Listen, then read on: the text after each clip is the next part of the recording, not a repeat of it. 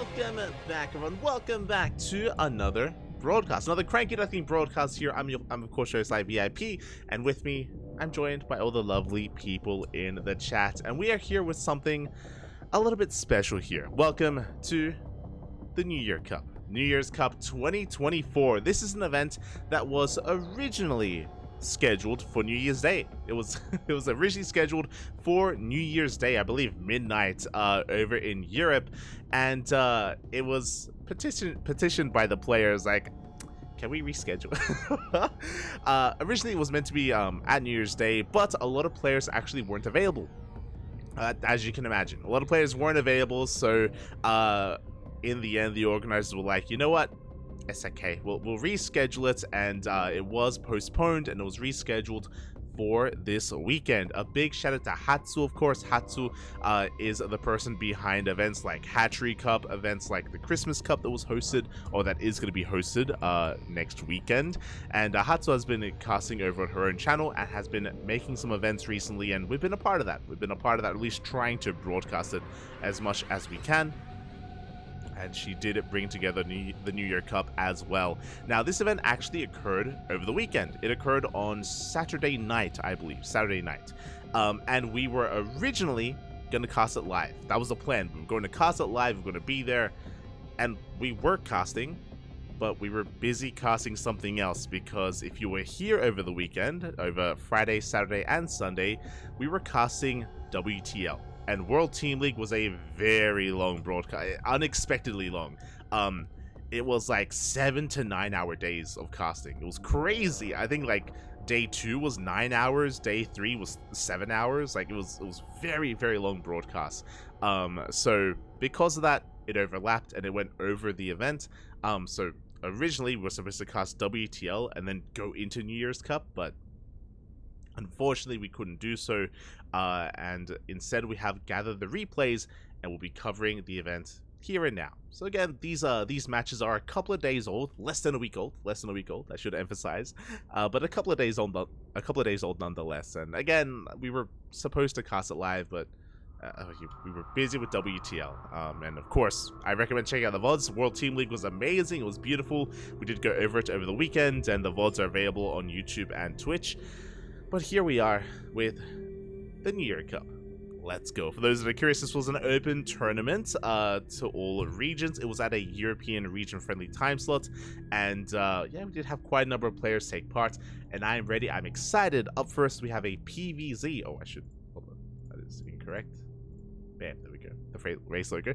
It was a PVZ between NightPhoenix and Nikich. NightPhoenix, of course, we cast many times on our channel, does often compete in our own events, is a bit of a regular, and fun fact, NightPhoenix even redeemed a couple of replay casts for us to do later on when it comes to some of their ladder games and all that stuff. But we rarely get to cast Nikich. Nikich is a Zerg player from Belarus. I want to say the most active or one of the best players in Belarus, and yeah, we barely get to cover him, and he's a really good player. I'm always a little bit sad that I miss him. You know, he's mainly focusing on European or regional events, and not a little bit less so when it comes to open events. So very rarely get to cast Nikich, but is going to be featured here before us against NightPhoenix in our first matchup of the night in a best of 3. Here we go. So that's what we're going to be sinking our teeth into. Other players that were a part of this, other big names that we're going to be getting into later on, of course, is Wayne. Wayne, one of the strongest, Wayne, aka Radata, aka Vanya, one of the strongest Zerg players in all of Europe, and likewise many others as well. So we'll get into it. We'll get into it as the broadcast progresses. But for now, we have our PVZ. Let's go. And we will be loading on in. Game 1 take place on hardland. Let's go. Of course, there is a bracket command in the chat, but be wary of it, as there are spoilers in that bracket. So again, if you want to be going in blind like the rest of us, then try to avoid it. But here we go. Spawning in the top left-hand corner of hardland, we have the Ukrainian Protoss player, the yellow Protoss, representing Hot-Headed Gaming. It is NightPhoenix, aka Meow. Cat. Oh, hold on. Un momento, papi, un momento. Bam. There we go. And spawning in the bottom right hand corner, we have his opponent. We have the red Zerg player representing Team Platoon. It is Nikich. We go, and again, Nikich, a player that I've only been able to cast a couple of times. I want to say has played like in 1 or 2 OSC events. I believe we covered Nikich during Hatchery Cup as well a month ago.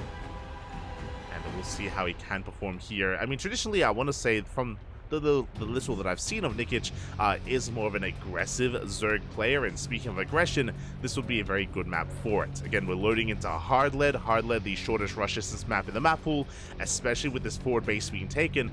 This screams a roach push. We'll see if we get there. The reason why I say this is because this hatchery does allow for creep to spread across the map a lot faster. So your creep can just launch across the map, you can knock down these rocks, and then it doesn't take long at all to push towards the natural base of your opponent with not just roaches, but also with queens. I mean, we've seen queen Ling-All-Ins, we've seen like German taxis with dropper lords, so you just drop the queens across the map. With roaches, of course, there are different variations, and not saying that has to be the case here, but the map and the player leads me to believe that's going to be the case. We'll see though. We shall see. As for now, we do see NightPhoenix just checking, confirming, did force the unnatural natural, of course.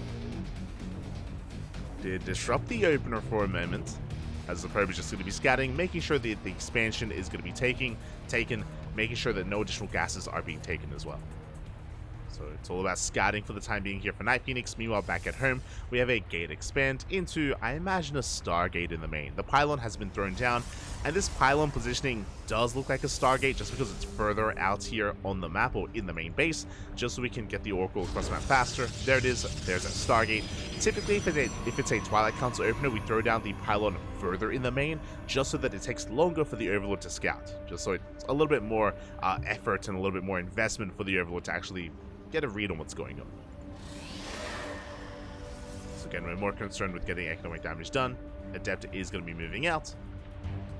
Again, looking at Shade, looking to pick off a drone if at all possible, and take control of this area in between the natural and the main base, or the triangular third in the main, I should say.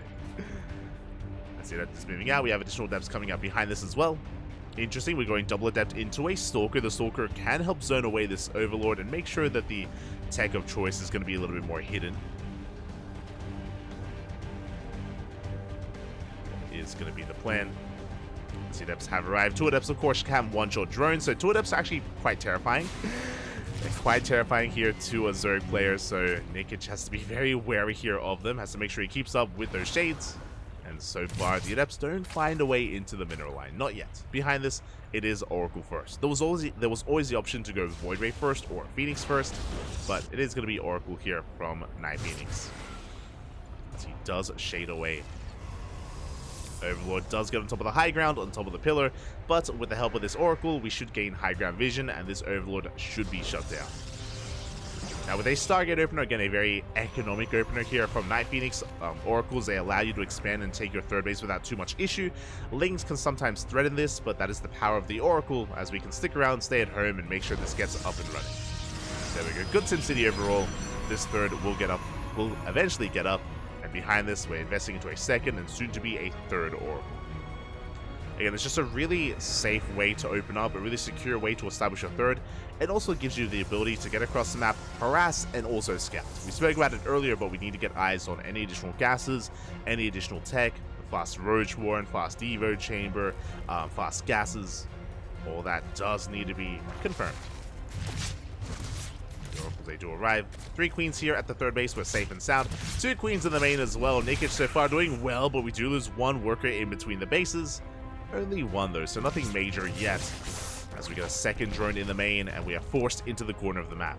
Behind this, we have a follow-up. It's going to be a Twilight Council on a Forge. This should be +1 and Blink from NightPhoenix. Should be, but we can always go +1 and charge instead, and go into Archons, and go into Chargeable Archon as the unit composition, which can be quite powerful. We'll see what direction we do go in, as we have Adepts moving out across the map. We have 4 Adepts that are going to be threatening the third base, and we have the Oracles pushing into the natural, but so far Nikich is holding on. Oh, we commit to the shade. Queens are in position, Lings are as well, and we're not going to find too much damage here. 3 drones go down, the Oracles, they go back in. Oh, the reaction No reaction. Big stasis trap here at the natural base. Half the mineral line does get caught. Likewise, 3 drones went down, but that was not a good trade for the Adepts. It was a good stasis, don't get me wrong, but the Adepts were a little bit lackluster. 4 for 3. At the same time, Lings, they go for a big counterattack. Back at home, we do have enough to defend.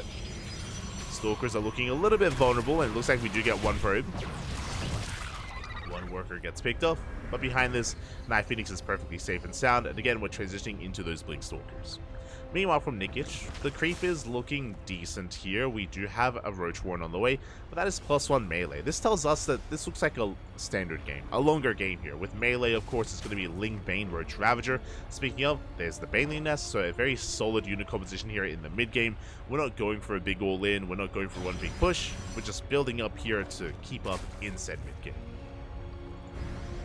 Meanwhile, a very aggressive base here from NightPhoenix taking the 4th. Again, we are basically touching tips here with the creep, just with how forward this base is. Creep is going to be receding, and NightPhoenix is going to be pushing towards that 3rd. Lings are amassing, and Lings are a really good counter to Stalkers overall, but that is where the Oracles come in. And there we go, we activate the Pulsar Beam with the Oracles, they take a lot of damage. They do take a lot of hits, but they keep the Stalkers safe and sound. We even have a stasis trap here in the back line. And we're amassing more Lings, Roaches in production, going into a very fast infestation pit. Interesting, as Nikich is running up to 70, working on a 5th base. The macro here from Nikich looking solid so far. Did get away with delaying Roach production, working on the 5th. And with this fast infestation pit, this should be leading into a fast Hive, into fast Adrenal. 1 Queen does go down at the same time. Big Ling counterattack. The Lings, they do get on top of that central base. That 4th is going to be cancelled. We have some cells to help defend, but alas, there's just too much DPS, and the base should go down.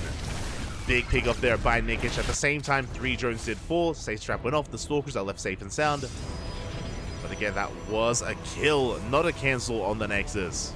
Big pick off there by the Zerg player. And again, back at home, we're amassing an army. These Stalkers, they haven't really done too much for themselves. They've gotten a Queen here or there. They've gotten a handful of drones, but not much else. Despite the aggressive posturing of NightPhoenix, it just hasn't really been worth it. Do get a Zealot Warp in into the main base, and Roaches are in position.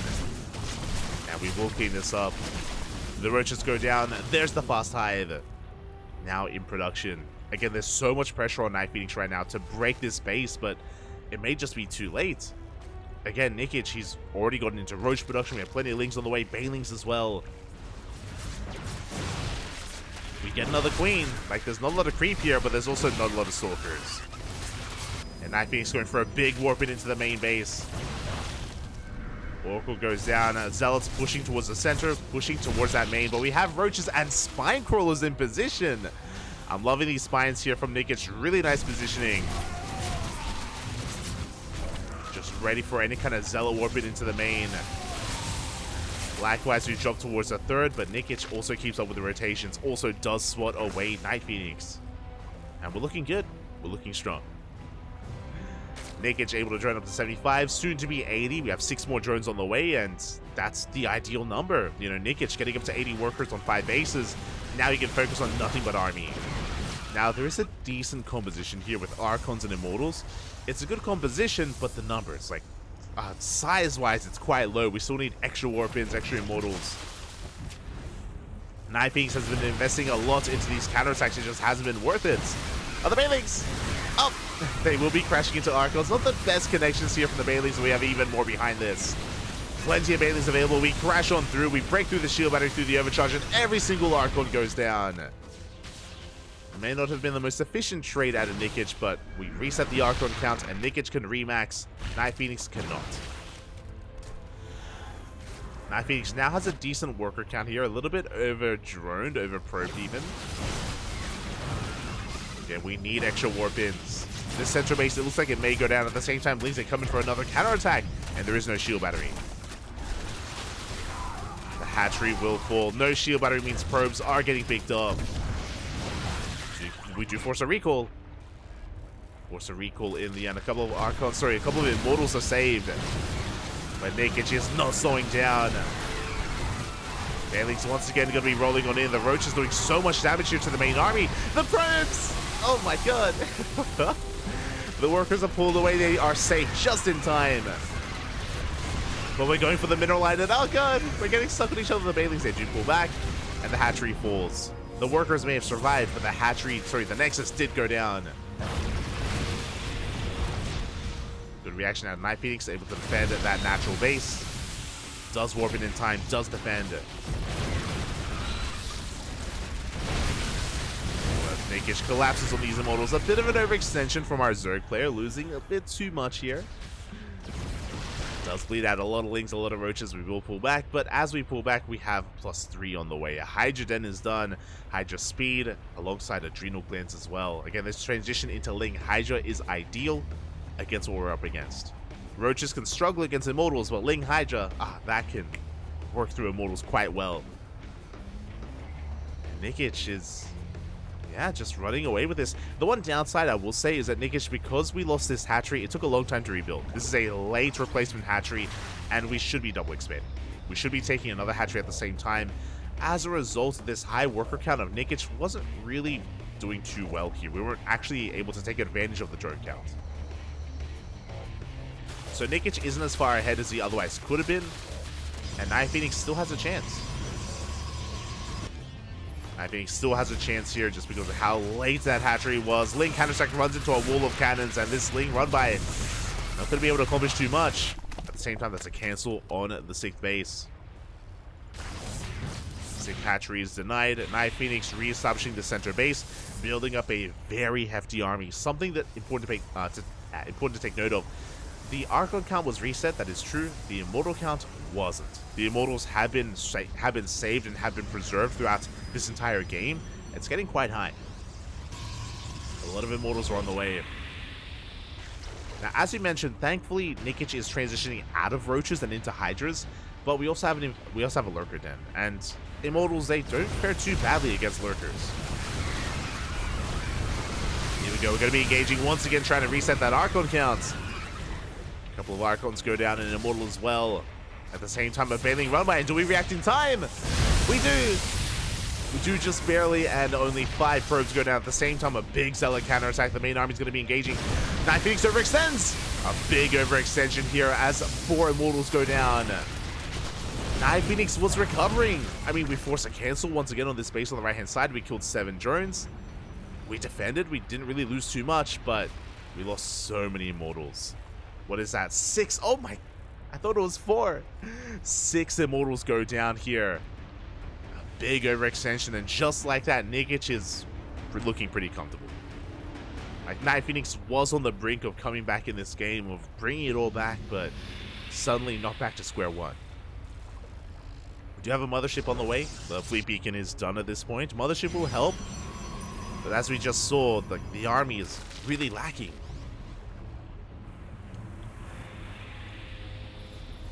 Is going to be lacking behind this. Lurker range is on the way. Still committed to Hydra Roach.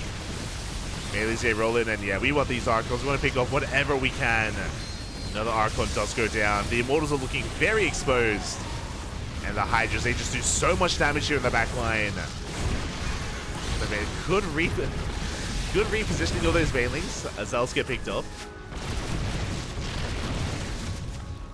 From here, trying to pick up a couple of extra Immortals. As soon as the Roach count gets reset, we do back up. Bit of a rough trade for Nikich.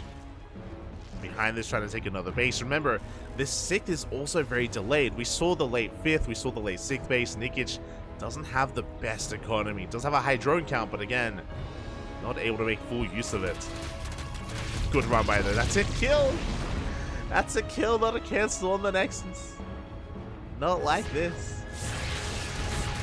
Base does go down. The run by comes in. We shut down a shield battery, a cannon, some okay trades. Meanwhile, the Mothership going straight for the main. Oh my god. Going straight for that main base. But the Lunkers, they have arrived. And how many Lunkers do we have? 8. 8 Lurkers here threatening the main base. We're going to be recalling behind the Lurkers. Okay. And we're going for a base trade. We're going for a base trade. Remember, we do have a recall to come back home. But Nikich does rotate back around. We get on top of the Archons. We get on top of the Immortals. No detection is available. We can't get on top of this army. Mothership will save it. NightPhoenix is holding on, but Nikich has maxed out. Maxed out on Ling Hydra.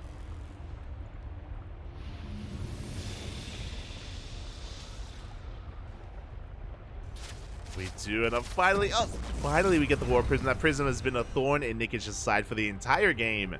We do shut it down. Big lane run by here. No Warpins! There is no wall. The wall is wide open, and Nikich does dive into the main base and the natural. A bit of a rough fight here on the front lines. Every single lurker is going to be going down. Oh, Nikich not able to support his lurkers, but he's in every single mineral line, or 2 mineral lines, on top of the production, shutting everything down. NightPhoenix is pretty all in. Pretty all in at this point, and time is working on Nikich's side. He's remaxing on Ling Hydra. Main base is falling. Fleet Beacon as well. And this is all that NightPhoenix has left. A handful of Immortals, 1 Archon, a Mothership, and a Dream. There's no detection. And we do recall the hell out of here. GG gets called, though. There's nothing left to recall to. And Nikich will take game number 1. GG. Oh my god. GG, well played.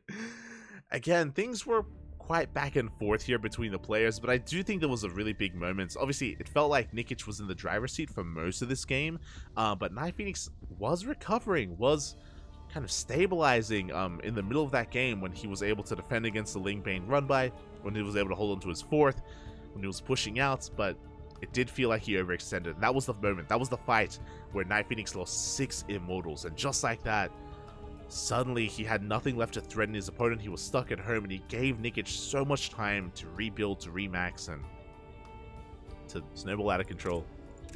GG. GG, well played. With that, Nikich does take the first game, but it's the best of 3. We still have plenty ahead of us. Let's go.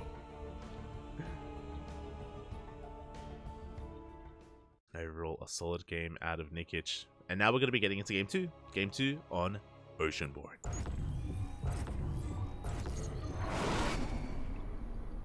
And spawning in the top left-hand corner of Oceanborn, we have the Ukrainian Protoss player, the yellow Protoss representing hot-headed gaming. It is NightPhoenix.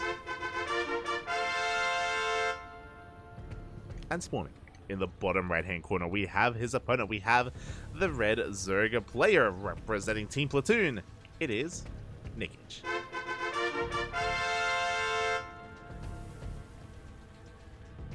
We go. As once again we load into one of the smaller maps in the map pool. The rush distance isn't as short as hard lead, I will say that, but we have seen it get a lot of aggression on this map. As much as I want to say that, based on how Nikich played in game 1, I'm not too sure if he will be looking to go for a big roach timing or a roach push, despite how popular it is on hard lead and on Oceanborn. Based on what we just saw, we could just see a much more standard macro-oriented game out of Nikich, looking for really more of a presence in the mid-game on 4-base saturation. That's at least what we saw in game 1. We'll see if we continue that in game 2.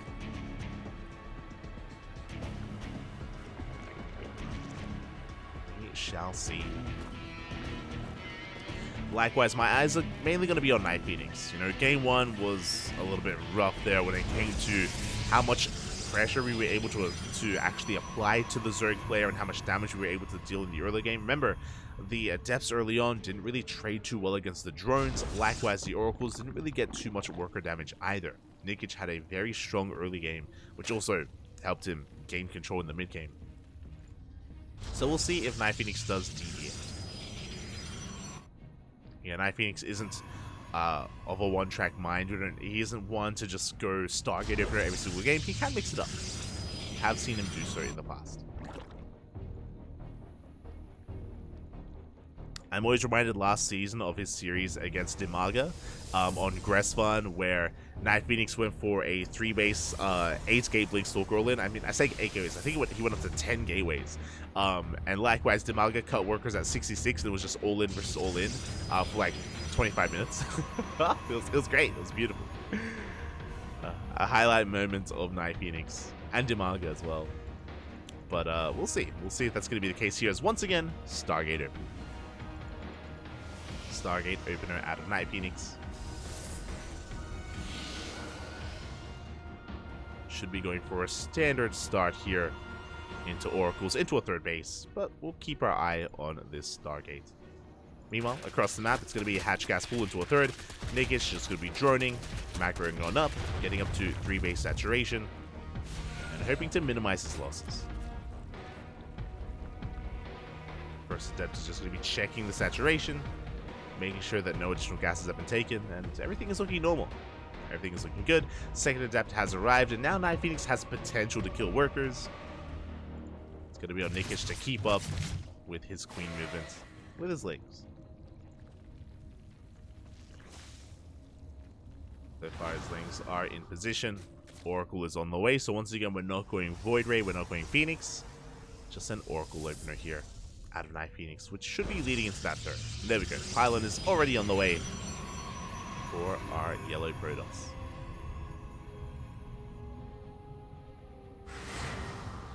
Already on the way. Adepts are in position. They did race back home, so this can be like a choice that a Protoss can make here. We could try to dive in and kill workers. The risky thing is, if you do lose both these Adepts, it's so much more difficult to actually maintain control of this third. So very safe play. Very safe play here out of NightPhoenix. Adepts, they race back home. And we do have the first Oracle dipping into the natural. Once again, 3 queens are in position. Once again, the Oracle gets nothing done. We're gonna back off. Gonna lick our wins. Second Oracle is on the way. Third Oracle is coming up behind this. We'll see if NightPhoenix can find some more damage here. So far, we do have a Spore in the main. 2 queens are in position. We have a Spore at the natural. The third is a little bit more exposed. But as I say that, we have 4 queens already lying in wait. That's Nikich. Yeah, it doesn't take any damage so far. Droning on up. Behind this, Overlord goes in for a scout. Does get eyes on the gateways. I don't see a Forge, by the way. Uh-oh. Oh my god. That's going to be 5 gateways. We have a Twilight Council. This could be, I was going to say charge, but we have gases here at the natural. No, it is charge. Okay. This is wild. This looks like an all-in. Now, as a reminder, it's only 5 gateways for the time. Never mind. We're going up to 6 gateways. Charge is being chronoed out. This is going to be a very strong timing. So, what I mean by this and why I'm concerned for Nikich, there's no Forge, there's no +1, there's no longevity to this army, there's no Robo to reinforce across the map, there's no Templar Archives for Archon production. It's just going to be Mass Zealot. Mass Zealot is going to be on the way here for NightPhoenix, and we are even continuing Oracle production. We force a cancel here on this 4th base.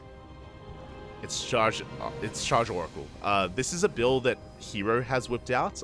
This is an all-in that Hero did popularize, and I mean, Hero, he's beaten players like Dark with this, he's beaten players like Solar with this as well.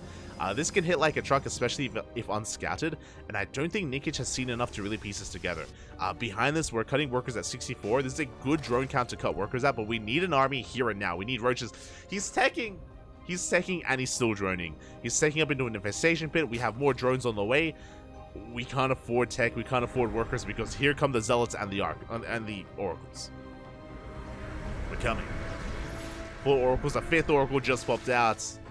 The Zealots are going to be diving into that 3rd base. At the same time, we have an Adepts here in the natural. We do dive on that Spore. Spore is going to be going down. And now these Oracles, they can just have their way here in this mineral line. Zealots, they go straight for the Queens. Queens are going to be able to transfuse, but so many drones are going down. The Adepts still wreaking havoc here in the natural as well. That's going to be 16 dead workers, and we're not done. We go for the Queens. 1 Queen goes down. We get another drone. Zealots are being cleaned up. But again, very nice damage here from NightPhoenix. 19 workers in total. And now Nikich is forced into a big counterattack. That's a lot of roaches. To be fair, it's a lot of roaches here from Nikich. And can we defend? Back at home, we have charge ups. We went into double Robo as a follow-up, into double Immortal production, but we need those Immortals here and now. Nikich doesn't commit. Nikich will pull back, and could we have dealt damage here? I mean, with all these Oracles, it would have been difficult. The Oracles would have eventually killed everything. How many Oracles is this? 6. Oh my god. 6 oracles. Aye, aye, aye. 6 oracles. There we go. Double immortal production here. Trying to macro out of this is going to be difficult. Nikich is trying, though. We do have more drones on the way. Hive in production. A Hydra Den for Hydra Lurker Viper, question mark. But it's going to take a while. And behind this, NightPhoenix is chilling. NightPhoenix is ahead in economy. Up in workers. 4th base is on the way, as Nikich is still not saturated at his own 4th. Like, Nikich is stuck between 2 worlds right now. Honestly, he needs to drone. If we're going to go for a longer game, we need a better worker count. And that's what I'm reading here by this Hive. And there it is. Now 5 drones are on the way, but these workers are late. These drones are late for Nikich, and as a result, he is struggling to get into this longer game. We need it to be either hyper greedy or just go all in. And here it feels very middle of the road for Nikich. There's a lurker den on the way. I mean, getting into it's possible we can stabilize, right? If we can get into a high enough lurker count, and if we can rush into lurkers even without upgrades, then we can defend against any kind of ground push, and then we can max out. Like, that is true. That is something that Nikich can work towards. Oh god. Hello, Zealots. As they'll say, make their way to the 4th base. Not the best control here, as a couple of Zealots are left idle, and they will be cleaned up. Good defense. Good defense by Nikich. We clean up the Zealots. Meanwhile, how many immortals do we have? We have 3 immortals here for NightPhoenix. There we go. We're pushing onto creep and be clearing up as much as we can. Nikich, we're trying to muster up an army. The lurker den is done, but no lurkers. And without lurkers, I don't know if we can defend against this. I mean, even with lurkers, it'd be a tight hold. There we go. We have Zealots here from the left-hand side. We have the main army pushing right through the center. Miles, they take down a stasis trap, but the hatchery is going to be going down. Nikich just doesn't have the numbers. Can't defend both locations at once. Base does fall. Now we're pushing towards the 3rd. Prism makes it in. The Queens are repositioning, but we're focusing on the main push. And then we have a decent Hydra count. Prism did fall. So Nikich, he's holding, but the downside here is Nikich is stuck on 3 bases. We have a Zealot run by to defend. The Zealots do defend, and we can see NightPhoenix here just rotating between the 4th base locations, making sure that there is no 4th, and just containing and just starving Nikich out. I mean, look at the drone count here. We're just so heavily oversaturated, and there's just no base to take. We're trying to retake this 4th, but NightPhoenix is not going to let that happen. And that is the Protoss' win condition here. Just deny the 4th as much as we can. And once again, NightPhoenix is going to be rotating in. Lurkers are amassing. We desperately need this base. That's a lot of Lunkers. Like, how many? 10? 10 Lunkers, pop. Ooh, big stage trap does go up. There's a lot of Hydras. The Oracles, no anti-air. No anti-air. The Oracles, they go ham. They take down one of those lurkers. But here come the Queens. Good repositioning here with the Queens overall. Oracles are forced back. That was almost disastrous. Another stasis trap goes off. We catch half the lurkers. Half the lurkers get caught out. Massive warp in here into the main base. I say warp, and I think they walked in. As well as they get us around on the Hive, and the Hive is going to go down. Big pick off. Meanwhile, here in the center, so many stasis out. They keep going off. Oh my god. Half the army gets stasis. Most of the army gets stasis. The power of the Oracle. The Zealots, they take down the Hive, and they're not done. They take down the Lurker Den. What you see is what you get. No more Lurkers can be produced. Not yet. Now, Nikich has maxed out. Nikich is pretty all-in. He has a super maxed army. That means that Nikich's drone count is very low. Very low worker count. But a very large army means that he cannot remax. Here we go. We're pushing on forward. That's a lot of lurkers, but we have protection. We have a lot of immortals. And we are breaking through. Oh, the Colossus taking a lot of damage, though. And we run out of support for the immortals. What's that trade looking like here? We got 5 lurkers for 1 immortal and 1 Colossus when it came to the high-tech units. Not a bad trade for NightPhoenix. Again, remember, NightPhoenix is ahead in workers, ahead in economy, ahead in bases. NightPhoenix can rebuild. Nikich is still struggling. Again, the backup lurker den was just thrown down. Army pulls back. Oh, and there's that mothership again. This feels a little bit stylistic from NightPhoenix. We saw it in game 1, where we go for a fleet beacon only for the mothership, and we go for more of a delayed Skytoss transition. We're not committing into carriers yet. That's on the table, but we're not getting there for the time being. So the run by runs into the army. NightPhoenix knocking down these rocks, pushing towards the 4th. And the 4th isn't even saturated. That's how few drones we have. Whenever it goes off, grazes one of the queens. Oh, big connection on the Hydras. Good trades overall by NightPhoenix. At the same time, Nikich going for a big counterattack, but we have a wall of cannons and zealots. Uh-oh. And with all these zealots, that means that the Hydra's going to be going down. A very expensive loss here for NightPhoenix. Oh, sorry, for Nikich. They both start with N. Expensive loss for Nikich losing. Only 2 Hydras, thankfully. Thankfully, he didn't commit. If he did, he would have lost everything. Hive is being rebuilt. Spire is on the way. Still no Skytoss, only the mothership, which is hyperfixated here on disruptor production. Now, I do think this is a bit of a mistake. I do think we should be investing into like +1 air attack and be investing into carrier production. Like NightPhoenix is maxed out, and against Hydra Lurker, Skytoss is ideal. Disruptors can work, but this can be like difficult to force work here. Like, especially with NightPhoenix building up a bank. But we'll see. See if we can pull this off. Like, especially with this map, with this much map controls, it looks like we will recall over to the right-hand side, the mothership. Oh my god! Remember, we do have a recall to come back home as well, and this base is gonna go down. Nikich will lose his 5th.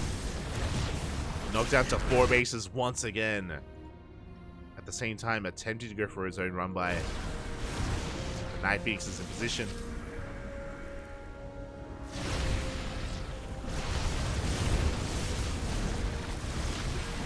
There we go. We are pushing in. We shut down the Roach Warren. At the same time, we have a run by. We have a counter attack, but we have plenty to defend. Ooh, big depowering here of the cannons.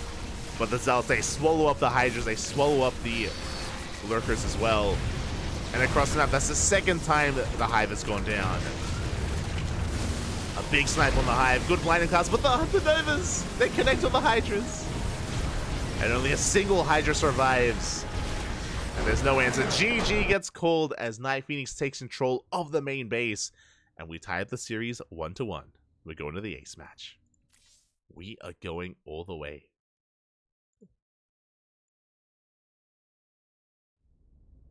GG. Ooh. And with that, we are getting into game 3. The final game here of this series. Also, good morning, everyone. Good morning. I do see some of our lovely pro gamers getting in here. Yo, shout out to Mixu, by the way. You don't even set an alarm. You just wake up at 8:30 every day. Mixu, I need you to share your secret with some of the other pro gamers out there, okay? Yo, I've been trying to get Fiant to like play in some events, and Fiant's like, Papi, I can't wake up like before 1 p.m. He's an animal, Papi. He's an animal. He was similar. Similar. Shaking my head. Teach them your ways.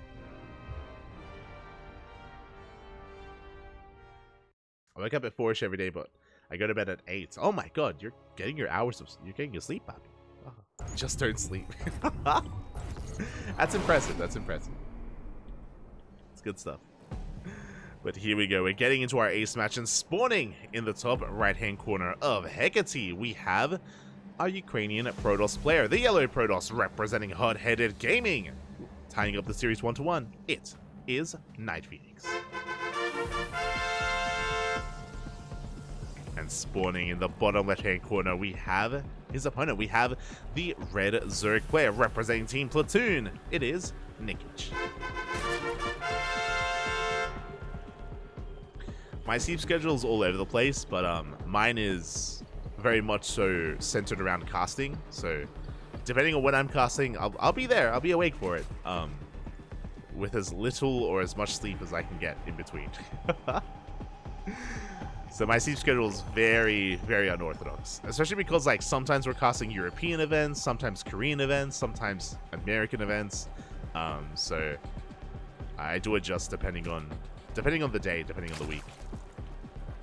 I do my best. I'll be honest, I can't remember the last time I've had a solid 8 hours sleep. Feels bad, man.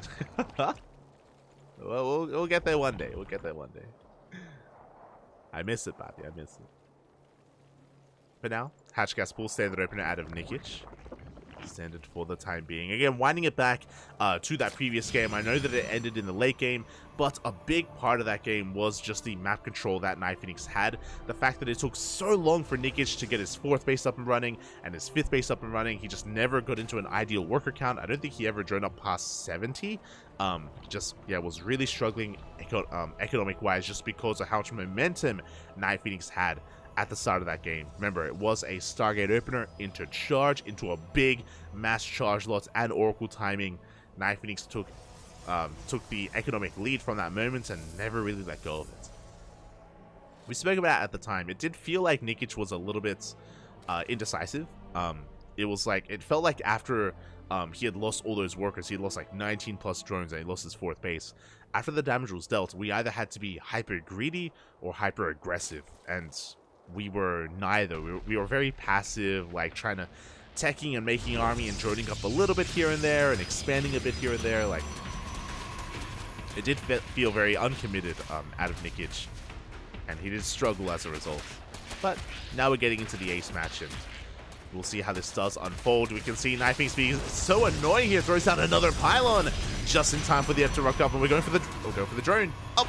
The drone is going to be focused down. Big pick up there by NightPhoenix, delaying this 3rd base by so long.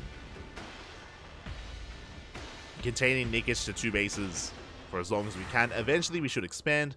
Once again, we shade in. We have another Adept on the way, and this is so difficult to deal with. With 2 Adepts, without the Queen's support, this drone is going to go down. Not again. No. Get out of here. Drone is forced back. And this 3rd base is so late for the Zerg. Yeah, NightPhoenix being such a nuisance here. There we go. Once again, 3rd base is on the way. Link speed is about to finish in 10 seconds. And the drone... No! The drone goes down for a 3rd time. And we can recall back home as well. Link speed is done and the Adepts will escape. And behind this, we can expand. We have the Oracle on the way. Gonna be walling up. The setup here for the 3rd base is a little bit delayed because of all these lings, and NightPhoenix does respect it. I do appreciate that NightPhoenix wasn't too greedy and didn't try to overextend and, you know, take a faster expansion. He understands that there are a lot of lings and will slowly take that will slowly take that 3rd base. As I say that, that's another gateway. Oh.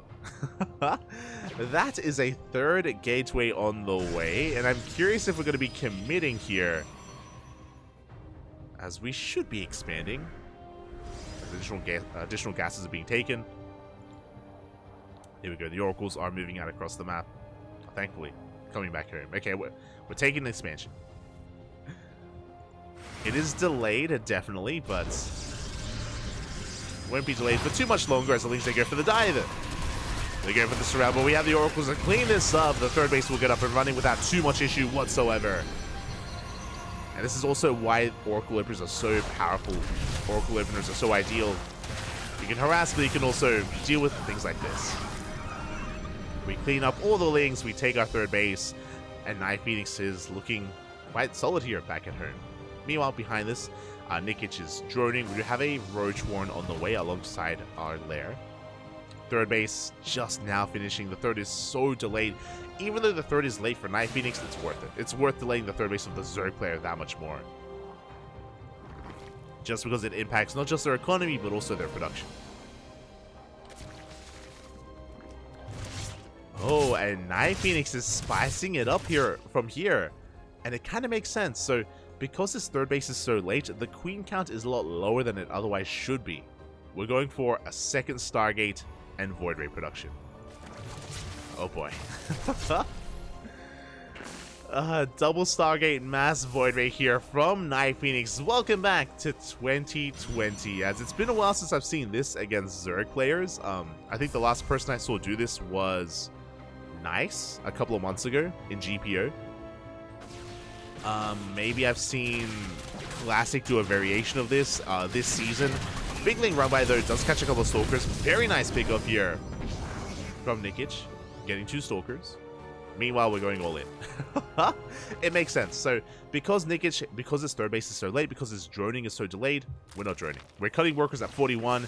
It's Queens, it's Overlord speed. Drop Lords are being morphed in. We're going for a German taxi. We are going completely all in here from our Zerg player. And we're going all in against a player that's going to Stargate Void Ray. Double Stargate Void Ray here. Let's go. I will see how this goes.